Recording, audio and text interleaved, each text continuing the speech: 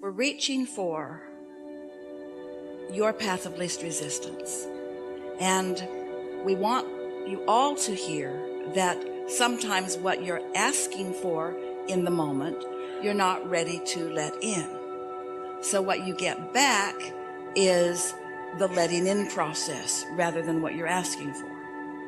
Maybe you'll meet us there, maybe you won't. You could meet us there, but maybe you won't. You could, but maybe you won't. It doesn't matter if you do or you don't, because you can get there eventually. So you'll probably get there. You'll probably hear. We're just giving you the license to get there or not, to acknowledge that you have a desire that you might be ready for or not, because words are really cheap. A lot of people offer lip service, but we're not wanting to just give you words. We're wanting you to find resonance with who you really are. That's what you're reaching for. You're not asking for our words. You're asking for an inspiration to your resonance. Well, your resonance is about what you're doing. And so sometimes if people go too far, too fast, then it's just more words. So the universe doesn't work that way, because the universe knows where you are and what's best for you to hear. We're going to speak back and forth from your perspective and ours, and you'll know which we're doing. So we'll start first with you. I've been around for a while, and I have come to the realization that there is so much potential for me, potential for alignment, and therefore potential for all other things, because alignment leads to all other wonderful things. It's come to my attention that there's potential for my alignment, that I'm not quite reaching my full potential. I've been practicing thoughts, I guess a lot of people do. I've been practicing thoughts that haven't really let me understand who I am, how I have purpose, how I have value. I can often love others. In fact, it's what my default setting is. I turn my attention to others often, and that gets me going, and that always feels good. But it's hard for me to let love into me. I don't know why. I've been blocking it for a long time. I don't really even understand why. Just a habit that got started. I didn't understand it. I developed patterns. Other people responded to those patterns. So I suspect that from very early age, people wanted to love me, and I just wouldn't let it in because I felt unloved. Now, isn't that just a ridiculous, vicious circle that I got going for myself? I felt unloved, so I didn't let love in, and because I didn't let love in, I felt unloved. And then I didn't feel loved, so I didn't let love in, and then because I didn't let love in, then I didn't feel loved, and then people couldn't love me because I wasn't letting love in. And I just developed a sort of pattern that nobody could really see, because on the surface, I looked sort of normal and behaved sort of the way that I'd learned to behave, but I don't really understand why I wasn't really letting love in. But the one thing that has come from all of that is I've come to a keen awareness that I want to let myself be loved. I thought I wanted to be understood. And as I've been listening to Abraham for a while, I realized that that's not really the quest, because being understood is really an impossible thing, because when you ask somebody to understand you, you need to immediately snap them into your same vibration. And that's an impossible thing. Everybody's got their own vibration going. So I think somewhere I got confused. The desire for love, I think I got it confused with the desire to be understood. And I also think that I got confused about where the love was coming from. I think I thought the love would come from other people who didn't understand me, instead of from Source, who always does. So there's two things I kind of got out of kilter.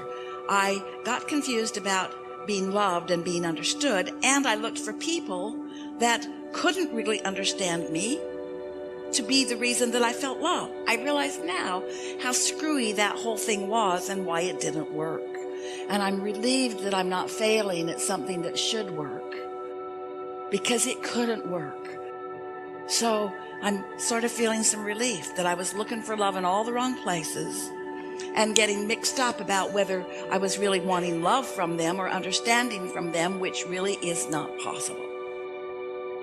So I also understand that when I'm in a sort of bad place and I want someone to love me or understand me, that they've got to go to the same bad place I am to understand me. Those two things don't go together. I want them to love me and understand me, but they can't understand me unless they get on my vibe. And if they're on my vibe, my not good feeling vibe, then they can't love me. No wonder it didn't work. Now I've kind of got that squared away. now I realize that as lovely as people are, and as much as I love so many of them, and as much as I love being in this body and here in this world and on this leading edge, that I want to express love to them, but mostly I want to connect with love. Because if I don't let myself be loved, if I don't let this vessel that is me open to love, then I can't really love anybody else, not in a way that's meaningful to them. So a lot of us are just running around a little bit broken. We're not letting love in, but we're trying to let love out.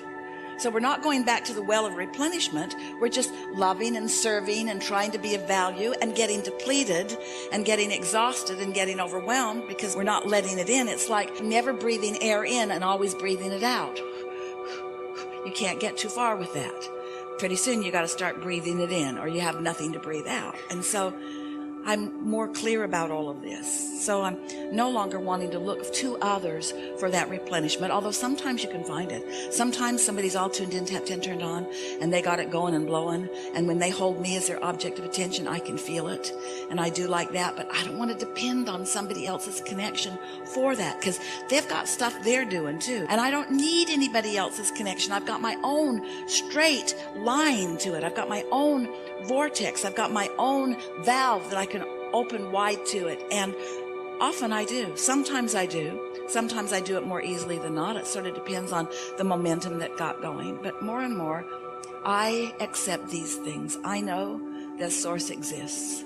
And I know that my inner being is a big part of that collective consciousness of Source. And that my inner being is, in an undivided way, focused upon me. And knowing everything about me and loving me anyway.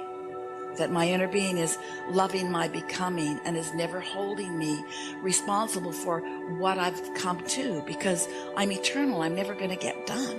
And there's always going to be within me a gap between what life has caused me to reach for and what I've allowed myself to catch up with. And I've been beating up on myself so long about that gap, because I reach for more and then I don't go, and then I feel bad about the gap, but my inner being never does that. And, I'm just figuring this out. The very reason that I don't feel love, or that I feel unloved, is because my inner being is there and I haven't joined my inner being. In other words, the negative emotion that I feel that I've been calling people not loving me, or my inner being not loving me, or me not letting love in, has only been because I have reached and have not caught up with what I've reached for. And so the very fact that I can feel negative emotion, which feels not love, is my proof that the love exists. Because if that love didn't exist and it wasn't pointed right at me, I couldn't feel this discord from not letting it in. So the very unlovedness I feel is proof of the love that is there. It showed it to me from time to time when I was in the right place. I let it in from time to time, and I'm getting better and better at letting it in. I know that my inner being loves me. I like to know how my inner being sees me, and I'm in a better place now than I was at the beginning of this conversation. So I have a better chance of letting more of it in than I was at the beginning of this conversation. So I'll just listen for a minute, and I'll hear what my inner being has to say about me.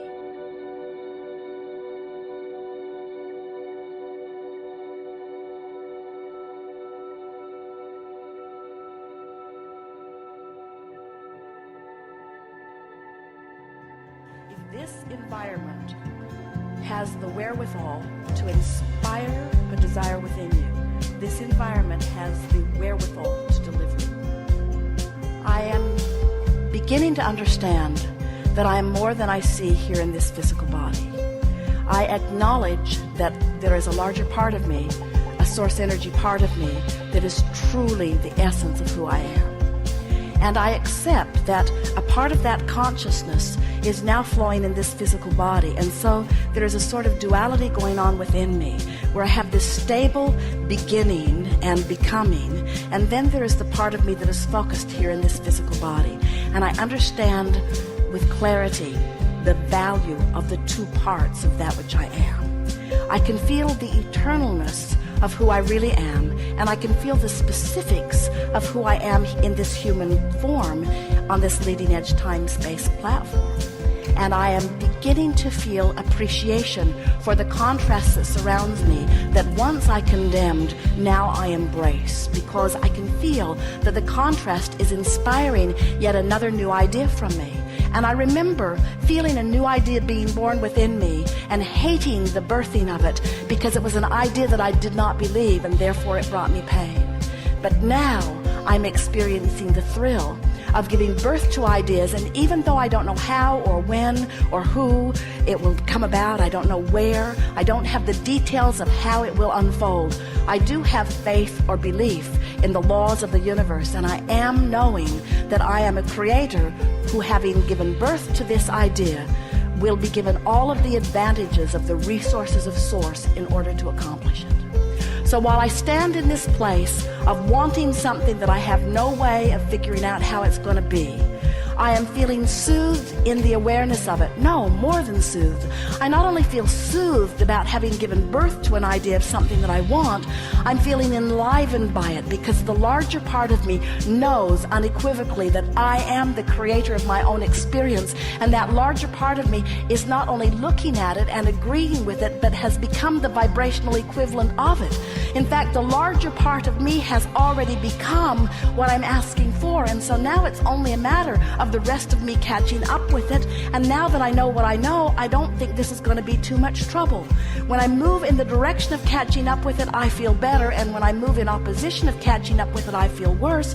And I am so sensitive to the way that I'm feeling these days. I'm so proud of myself because I'm aware of when I'm going with the flow and when I'm not. I'm aware of when I'm moving downstream and when I'm moving upstream. I can feel when I'm letting myself be who I have become, and I can feel when I'm not letting myself be who I've become. And I'm no longer mad at myself in the moments that I'm not letting myself be who I've become, because those moments only help me to know the difference in the guidance system. I can feel I'm actually molding the clay. I'm finally in the place where I don't need to be the manifested receiver of everything that I want all at once, because I know that it's all coming, that there will never be a time that I will not be sending more rockets of desire into my future. I'm finally beginning to get it, that I never get it done and that I cannot get it wrong, because everything that I'm living is causing an expansion, and I can tell by the way I feel whether I'm moving toward that expansion or not. Finally, I'm beginning to understand that it was never about the fulfillment or the manifestation anyway. These things that I want are only my target to focus upon so that I can ride this river of life. I am fulfilled in the knowing that I am expanding, and I am thrilled in the knowledge that I will never get it done, and I am satisfied, deeply satisfied with where I am.